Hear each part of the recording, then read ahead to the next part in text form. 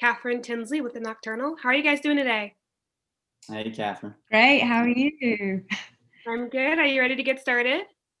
Yes. Absolutely. Great. So, my first question is actually for both of you. The title of the show is Bridge and Tunnel and is often used to refer to the area surrounding the Manhattan Island. Were either of you familiar with this terminology before coming onto the show?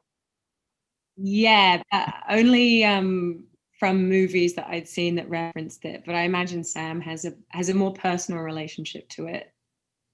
I have to say I'm a little embarrassed I'd never heard of the term bridge and tunnel, and I'm a born and bred New Yorker, and I think I need to have my ID card taken away. You'd never heard of bridge and tunnel before?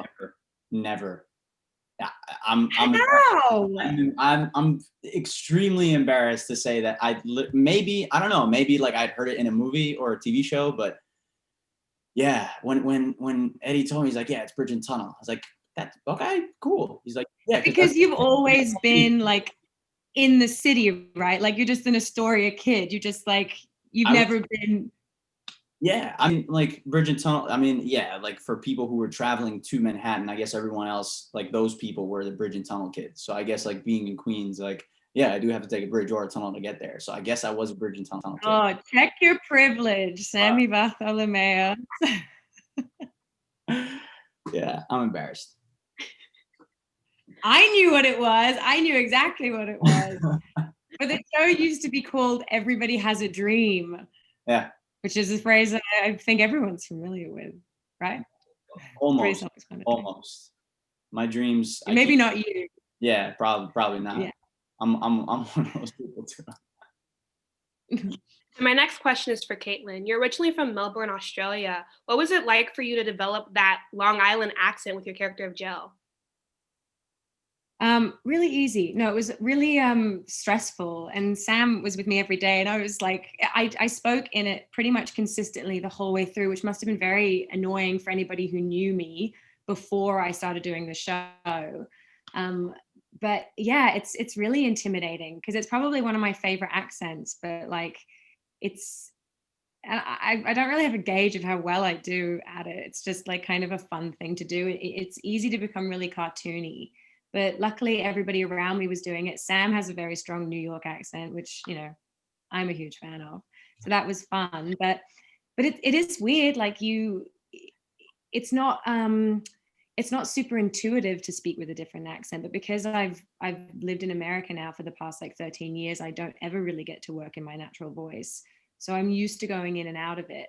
But, you know, say like on a day of shooting, if somebody throws an extra scene at you that you weren't expecting to shoot, you have to kind of, it's not that simple. Like you have to like really look at the words and sound them out, and certain words that are spelt the same sound completely different.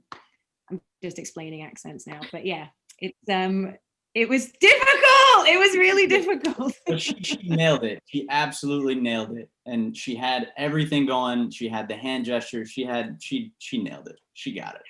Well, all the girls got their nails done like the day before we started shooting, and it completely changed us. We were all like talking like this, like throwing our hands at the boys constantly. It must have been so annoying to be around us, especially me and Bella, who plays Stasey, because we really let the nails guide us, you know. They made us who we were on that set. I thought I was hanging out with my cousins, honestly. They just worked. Kissing cousins. This is home. And my final question for both of you is, what can viewers look forward to seeing with the premiere of Bridge and Tunnel? Oof. Us having sex on a sink in the first 5 minutes.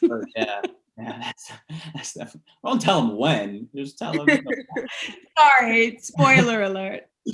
No, I mean, I think for people who grew up in New York in that time, and who just grew up in New York in general, or want to see what New York is like, you have a very like authentic view of what that is, and I think that all stems from just Eddie's upbringing, and like who he is as a person. Yeah, it's very nostalgic. Yeah, and it's beautiful too. It's shot really thoughtfully. We didn't have a great deal of time. Everything was very crushed, but I think that it doesn't necessarily translate that way. I think it looks like everybody who was there really cared about it. And yeah, just like what Sam said, I think that it is like a nostalgic, nice, and it's not cynical. Like it's a completely earnest show, which is not super commonplace nowadays, I think.